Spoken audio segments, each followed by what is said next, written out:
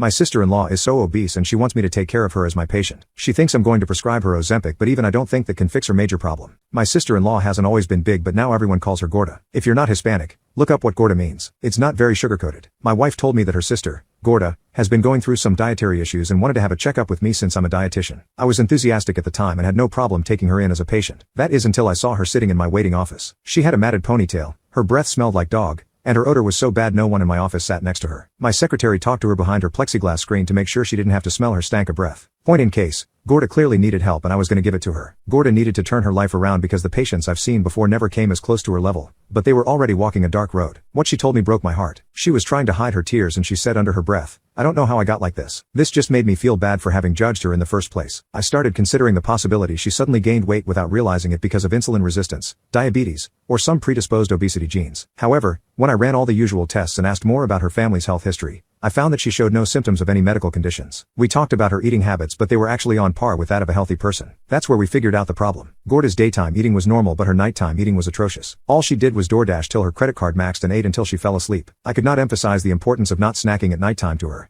It can induce depression, heart problems, high blood pressure, and the possibility of cancer and gallbladder disease. The reason she ate so much is because of basic human biology. Your body wants to naturally eat as many calories as it can before resting because it wants to self-preserve itself. We needed to work together to change her life to get her to a much more manageable state. I didn't want her to live with this heavy shame. We started working with appetite suppressants like black coffee and water, but she hated the taste of both and she pees out water too quickly. I looked into night food cookies and decided they would be best for her to start eating. Their cookies were completely safe to binge at night and had little to no calories. Her binge eating started decreasing, and after over 4 weeks she wasn't having the same nightly cravings as before. She even told me she slept best after eating the night food cookies. Not only was she saving a bunch of money now that she wasn't blowing all her money on DoorDash, but she was also having much more quality sleep. She told me that she was a lot more well-rested and found reasons to start the day. When I saw her every now and then at my office or at my wife's parents' place, I progressively watched her change. Her breath and body stopped stinking and she was able to practice better hygiene because she wasn't stuck in bed anymore. Afterwards she started cutting her hair little by little, but eventually she said screw it and gave herself a pixie cut. She said, and I quote, "This is the most free I've felt in years." This girl was completely changing her life. It was remarkable to watch how night food was fixing something as simple as sleep and giving her a total 180. After 4 months I'm proud to report that she lost a total of 47 pounds. Her face has gotten so much slimmer and she's absolutely glowing. My wife is extremely thankful for me helping out her sister, but I try not to take too much credit. I literally fed her cookies.